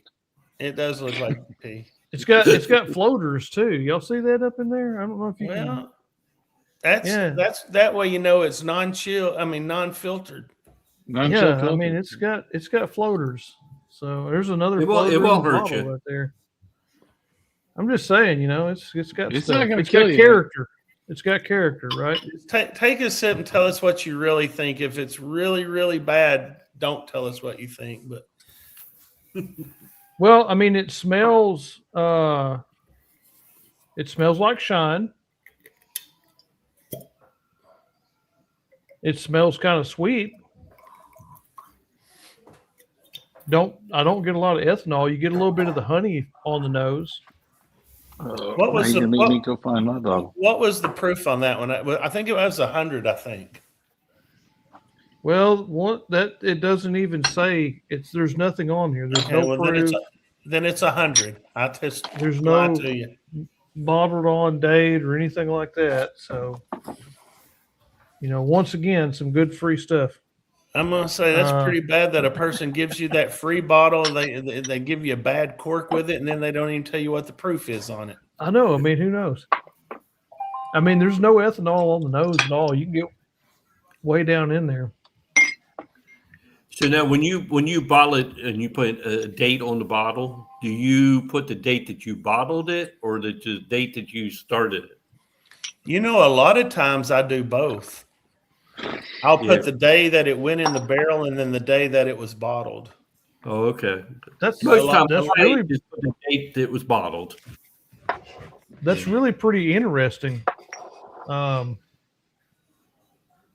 definitely get the honey on it. Like right now, after the sip has been gone for a while, the finish is just a long, lingering honey flavor. Like when you go to Popeyes or somewhere and they give you the honey that's in the package, it's kind of not really honey, but it's honey flavored. It's kind of like that. Yeah, it's kind of like that, but it's pleasant. There's no real burn on it. So if it's 100 proof, I mean it's. Yeah, I believe that. I believe I bottled that when I proofed it down to 100 to extend it a little bit. I believe because that one was expensive. That was an expensive batch to make. When you start buying honey by the gallon, yeah, it can get up there. I dual purpose that one. After I actually was making a honey barrel and I put it all in a barrel, made a honey barrel, and then I poured all the honey out and then made the mead. That's really I like it. I don't think it's something I'm going to drink all the time. It's pleasant. It's probably the least favorite that I ever made. Look, Roger's so enthused about it, he's yawning. Oh, I said it makes a good dessert pour. Yeah, really. It really does. Hey guys, on that second sip, there is a little something kind of in the background that's just slightly off-putting, but it's not bad. Well, there'll be more if you want it because I made a bunch of it and I just just not your thing, huh? Not my jam, And that's a good thing because then it'll save me money here in the future. I won't make any more of it. So did you get like a local honey or did you just go buy whatever off the shelf? I went to Amazon because it was the cheapest I could buy real honey. It was real honey though. You have to be careful when you're buying honey because sometimes honey is not 100% natural. So yeah, you have to be careful. I wonder if it was a light honey versus a dark honey, how much that would affect the flavor of the final product. I don't know. All honey is different for sure because whether it's clover honey or if, whatever, but I don't know. That's where I needed to find a beekeeper and then say, hey, I'll trade you out some moonshine for some honey. There you go. That'll probably work. Hey guys, we're going to wrap this up with Randy. Randy's got to go to work for 2 more weeks, and we'd hate for him to get fired 2 weeks. Yeah, 4:30 comes off early in the morning. I hear you, buddy. Holy moly! We don't want you to get fired with 10 days to go. So, Randy, it has been a pleasure having you on the show. You're welcome back anytime you want, or whatever you want to do. We'd love to do it again. We'll bring you in a Moonshine Mayhem in May. There you That's go. Yeah, right. please do. Let me know about that. It's been fantastic. I get a lot of comments over. People are loving your show. It's been very enjoyable, and it's been an honor to be on your guys' show. Well, And thanks thank a lot. you. And Randy, you want to plug your show with telling them when you put out 2 videos a week? Is that right, or at least I one try a to week? put out. Usually, it's always one. Mondays at 7 Eastern Standard Time. I got it right that time, didn't I? Still Works and Brewing on YouTube. And I try to put out mostly every Wednesday, and I call it Moonshine Wednesdays, and I try to give a good recipe for moonshine so you can make a moonshine at home. You can either make it with vodka or corn liquor or whatever you want to do. And it's just a good drink to give to your friends, and everybody loves it. So please join us. Awesome. Absolutely. We've been dropping some links, or I think Will's been dropping some links. So he'll drop another link to Still Works and Brewing, or just go to YouTube, and just look up Still Works and Brewing. You'll find them. All right, Randy, shine on, buddy. All right. Thanks a lot. Good night, all. All right, good night. Cheers, brother. All right, folks, that was Randy from Still Works and Brewing. And guess what's coming up next? We're going to round out this show. We're going to round out this show with some good old moonshine trivia. Whoa, why I'm on here? Hey, Craig. This does this every time. Are you going to do the trivia? You're not Chill Will, though. I'm not Chill Will. Roger, are you going to? He's Chill Will. Hey, here I am. All right. So let's see how these trivia questions go. Everybody ready? We got 5 wonderful questions that I just pulled out of thin air. So if the answers aren't right, then you're wrong. I don't know what to tell you. So let's go here. Let's go with question number 1. What does the XXX on moonshine jugs refer to? Is it the number of times it's distilled, the number of drinks you can have before passing out, the number of grains in the mash? Whoa, something happened. Or how naughty it is. So what's the answer here? Is it A, B, C, or D? So Tupelo Runner says it's A. Show Me the Proof says A. Nobody wants to go with D. No, Show Me the Proof says D. How naughty it is. I can't read right now. There's an E in here. There's not an E on the list, but anyway, my answer is on the screen. What do you mean? Well, I don't know. I mean, let's see. We got a lot of different answers here. A lot of people saying A. So let's give them a few more moments. So nobody wants to say B, the number of drinks you can have before passing out. All right, let's go ahead and give them the answer here. Let's see who's right, who's wrong. A, the number of times it was distilled. Oh, I see what y'all mean. That's what disappeared earlier. So y'all cheated on that one. Let's see what the next question is. Maybe the answer won't pop up immediately. Okay. Where did the name moonshine originate? Was it in the United States? Was it England, Australia, or India? So where did the name moonshine originate? Tupelo Runner, I don't know what that emoji has to do with the question. A. So everybody, much people saying A. D, A. Everybody's saying A. Nobody wants to go with England or Australia. Come on, folks. Somebody's got to be different. That's Real Shaw says B, England. Hey, Tupelo Runner, there's no laughing in this game. Let's see. A bunch of people saying, hey, everybody believes it's the United States. Let's see here. Anybody else want to answer? Anybody want to say Australia? I don't think that's been answered yet. I don't see anybody else. So let's reveal the answer. Everybody who said A is actually wrong. Moonshine dates back to illegal distilling in England prior to illegal distilling in the United States. So kind of tricked y'all on that one. All right, so let's see what question number 3 is. So what sport was born from moonshine? Was it curling, NASCAR, Formula One, or horse racing?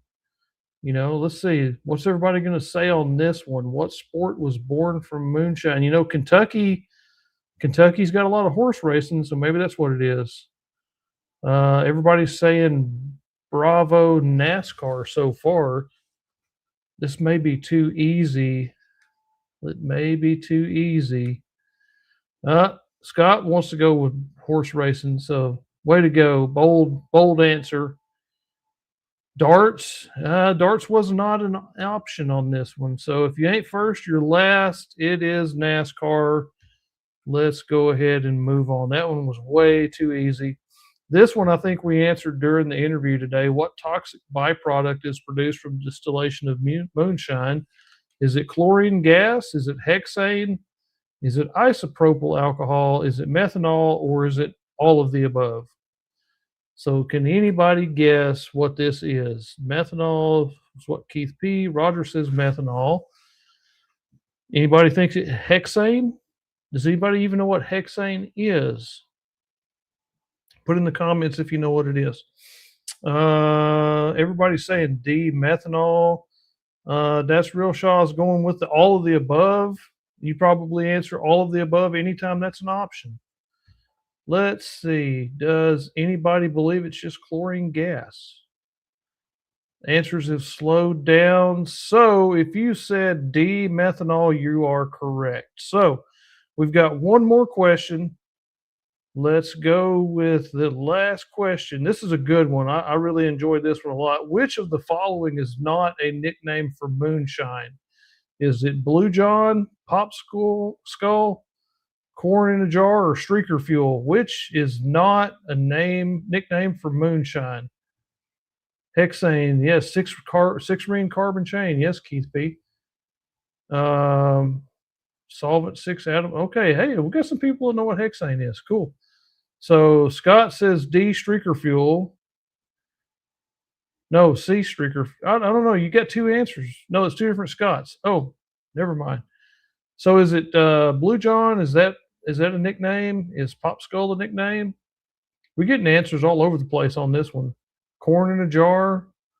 All of the above. All of the above cannot. Roger, come on, man. One of them has to be not. The other 3 are. Come on. Crab Trap. Okay. Yeah. All right. I like that. Not really applicable here. Fish assholes. That is obviously the answer. Let's go ahead and reveal the answer. The following is not a nickname for moonshine. Streaker Fuel. I made that up on my own because that's what happens if you drink too much moonshine. But it's not a nickname. So hope you enjoyed Trivia with Chill Will Rocco. It's a fun little thing that we do here on the Bourbon Legends. We just make this crap up and hope the answers are right. So we love. So hold on. Is there a channel that we're supposed to tell people not to subscribe to tonight? Yeah, don't subscribe to Chill Will Rocco, the greatest channel with no content. Yeah, I'll throw that out there for anybody who's still hanging out. The greatest channel with no content. But Craig's here's the key to it. Mustache. Yes. What's the key to it is you've got 50 subscribers, so there's always that possibility one night you're just going to go live. Yeah, that's true. There may be some point where I just say, you know what, I'm going live whether anybody wants me to or not. Yeah. So, folks, if you want to be involved in the original thing, go out there and subscribe to Chill Will Rocco. You're not going to expect much content. Don't expect a lot. But then there might be that one time that he decides, it's live night. You know he what? might go live. And he might give away stuff. Might's a bug on a chicken's ass. What are y'all talking about? Yeah, that's right. Bites are bugs on chickens' asses. That's right. So if I ever do go live, I may give away this wonderful bottle of Fighting Cock on my channel. If I ever go live, Fighting, it's you not know even what? open. It's not even open. So Fighting, you know what? Mine's a bug on a chicken's pecker. What are you that's talking right. about? Hold on a second. Yeah, if you want to win a pecker. $13 bottle, you know. Yeah, but if You you know- want to win an excellent bottle, you type in #heritage Oh yeah. to win a See, a lot bottle of of people Jack might have Daniel's left. Heritage tonight. They might have forgot about that and left. You know, no, they if I you're hope not they here, did. If they weren't here, I'll give away a bottle of Jack Daniel's Heritage. It might only be half full, but I'll give it away. give it away, give it away, give it away. No, Now. I'll go get a whole bottle. I'll give a whole bottle of this Jack Daniel's away. I may have some out in the garage. Hold on, Roger Randall can't play the game. What? Wait a minute. Wait a minute. Hey, if Roger Randall's putting his name in, I'm putting my name in. If Roger wins, they will be yelling rigged, rigged, rigged, rigged, rigged. I threw mine in there too. If Roger did, Well, Yeah, I can't throw mine in. but we I can don't give it think- away let to me somebody see. else. Let me see We if I give can it away throw to mine somebody in. else. Hashtag heritage. Oops, I don't want to do all capitals. Heritage. Did it count me? Hot did. damn, I'm in Bourbon too. Hey Scott, All Scott right. Artfully Bourbon, you are actually absolutely right. This is such BS. So Here's what I think. I think if Roger or Will wins, not only should they give away that Jack Daniel's bottle, they should throw in a bottle of their own on top of it. okay. Okay, I've got I can do look. that. I've got a bottle of Fighting Cock back here. I've got this wonderful $13 bottle of Fighting Cock. I'll throw in too. You know, this just reminded me of a fun game I think we're going to have to bring on next week.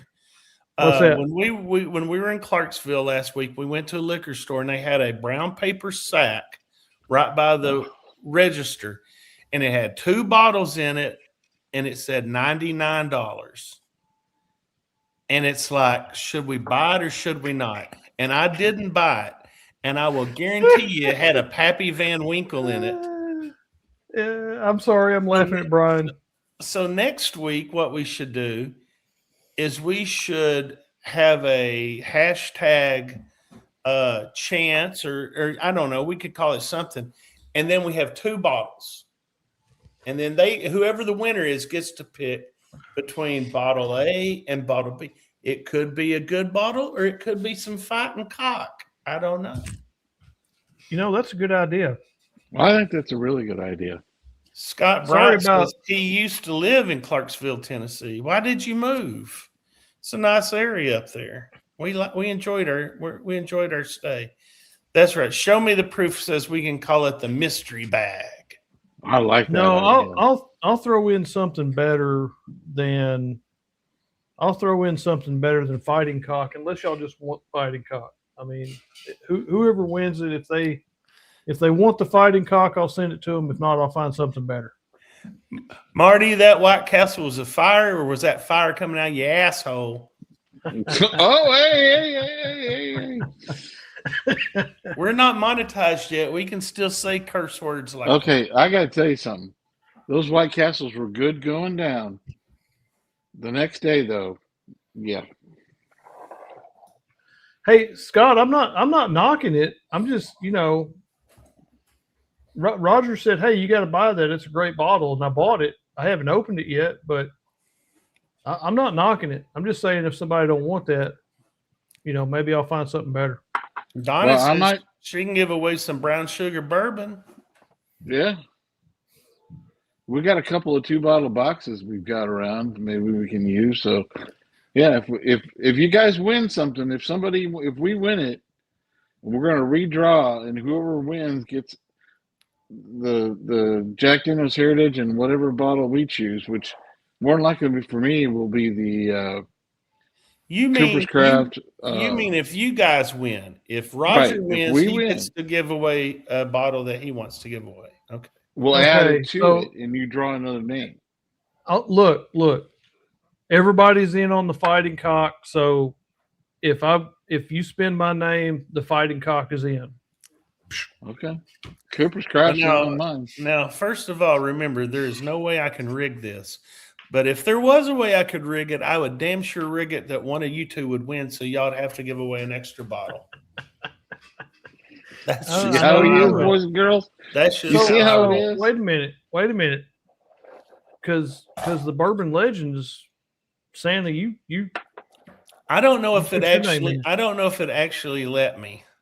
I Oh. think it did. I won't know until we actually spin it. I can't Until see. we it. go the Yeah, I can only see there's Okay. 22. There's 22 entries, and I tell you what we're going to do. I'm not going to spin it until we get 25 entries. Come on, folks, put it out there. Let's go. Bortner says I should give away that nasty ass KOK. that's right, you should.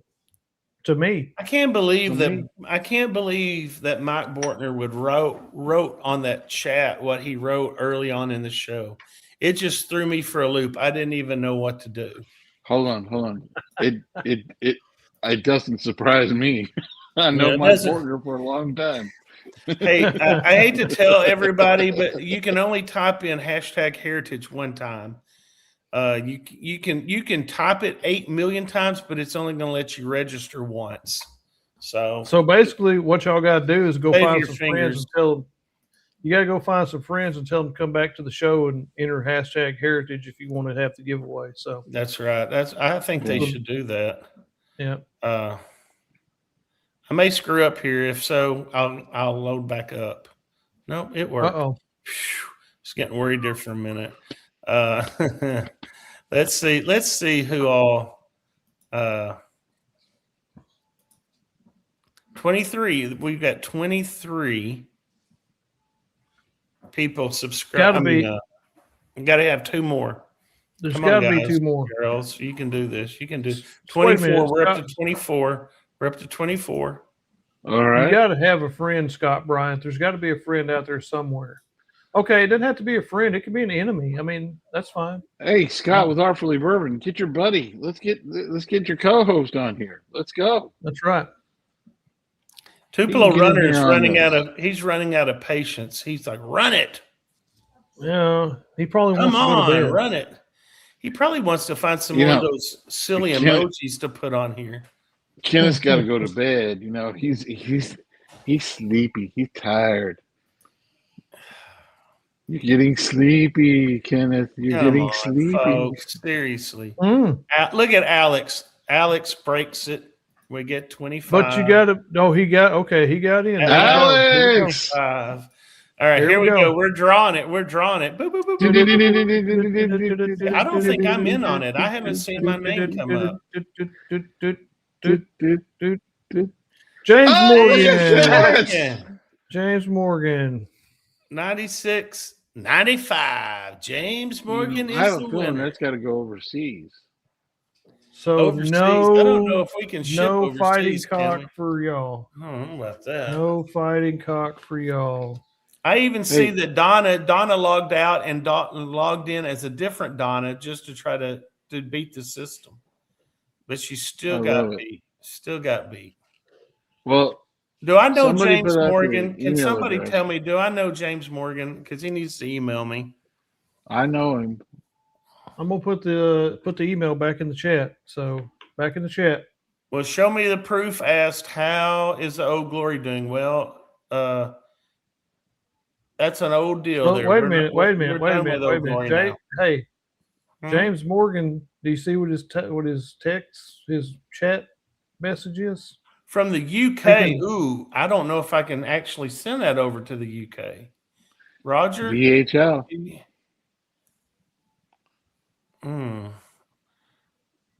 I don't know. Let me see what I can do from the UK. Guys, we're gonna have to start making new rules up here. I don't know. I never sent a bottle overseas. The last time I sent something overseas, they about threw me in jail for it. Because don't you have to hold on, time out here. Do you not have to put in what's in it when you send it for customs and crap? So look here. He's wanting to know if he can nominate me as the winner and respin. I mean, I guess we could respin. Well, I mean, that's what he's saying. I don't He's know saying if he I can do he- that or hey, not. look. James Morgan says we want the cock. So if he's the winner, I mean, if He you can figure chooses. out how to respin it, You mean for the cock? well, yeah, What because are you talking he about? wants So what he's saying I'm just trying to figure out if I can actually send him a bottle overseas. No. He's saying is to respin it. Okay. Actually, And give chill away the cock instead. yeah, give because away everybody the wants cock the cock. and the heritage. Oh, you want me Yeah. to? Oh, so you want somebody So else? he You wants want me to and give he away wants to that respin it. and the cock? Okay, we can do Yeah, that. that's what he's wanting to do. He's wanting to respin and let somebody else win it, Okay, well let's do it then. acting as if it had spun me instead. Okay, let's do it. Okay. What freaking time is it over there? 4 a.m. over in the UK? Come on, what are you doing up? He's probably been up drinking scotch or something, you know. Yeah, James. All right. James is an international man. He's Here we go. We're gonna spin it again then. it kills me if Will wins. Hey, Pamela Hey! Curry. Pamela Kurtz, Pamela hey! And I believe that is isn't Pamela with Justin? Yeah, she's with Randy. With Randy from Still Works and From Brewing. Randy's chin. Yeah, she's one of Randy's followers. Good job. Good job. So- Nice. So Good job, James. Pamela, you need to thank James for that. Thank you, James. Thank And you.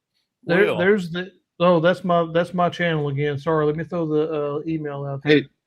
Hey, James, What the we're going to crap send have I an done? internationally acceptable gift to you as well. So please shoot your email over to us, and we'll get you something to the Bourbon Legends, the Bourbon Legends Media at gmail.com. And we might give you Will's a gift gonna put it back up. certificate. Might give you a gift In the chat. certificate to Hooters or something. I don't know. No. We'll give him a gift certificate to Buffalo Trace in downtown London. Oh, okay. Sounds good to me. All right. So UK's a big there it country, is. though. He might not be able to get to London. There Let it me is. I'm gonna have to let me go. get rid of this. I'm gonna Cheers, have to go James. buy another bottle now. I got to buy a Mm. new bottle now. Yeah, and that fighting cock's hard to find. It That is. is good stuff. That's a good low budget shelfer. Folks, it's been fun tonight, but I'm gonna tell you, we're gonna have to log off of here because we're like way over 2 hours, and I believe there's some sort of like pumpkin turns into a carriage or carriage turns into a pumpkin or something Well, like that. I got to go to work in the morning, and I'm not used to working 6 days a week because I got to work Saturday too. So, yeah. I've got to go to work. I've got to go to work in the morning too, and like Roger's the only one that doesn't have to go to work. Yeah, well, hey. Tomorrow I'm driving all the way down to Tupelo, Mississippi to see my lovely wife. Spend the weekend with her, make her happy, get her to 80 or 90%, and then leave. So Yeah. Sounds it'll be a good weekend. And I'll go down and I'll knock on Kenneth's door and wake him up. So what are you talking about, Keith P? The heritage bottle. Pamela won the heritage bottle and the fighting cock. That's the way that works. She's a She gets double both of dipper. them. That's I mean, how that we was- roll. That's how we roll on this show. And we're going to take That's care right. of James Bryant over in London with something that he can have over there. Hey, I got a question, Roger. Who's on our show next week? Well, I believe Let's it's see. a first. I think it's a first of its kind for our show. hold on. Is that the guy from Buffalo Trace that's going to be giving away all those Wellers? No, not that guy. No. Okay. I believe it is Anthony Eckert, who would be our first returning guest. That's who right. is, That's right. What is Well, it? wait a minute. Does it count that I was a guest early on? Does that really count? No, because you're a host. You're co-host now. Oh, okay. I'm just making That sure. wouldn't count. That wouldn't count. But no, Anthony's going to be on. He's going to tell you, I don't know. It's going to be more like a free for all. I don't think we're going to actually have questions for him. I think we're just going to get on here and bullshit each other around and see what's going on in the whiskey world. Yeah, it's going to give us the state of bourbon, whiskey, and the state of spirits and around the country, because Anthony's got his ears to the grindstone on a lot of that type of stuff and knows what's happening.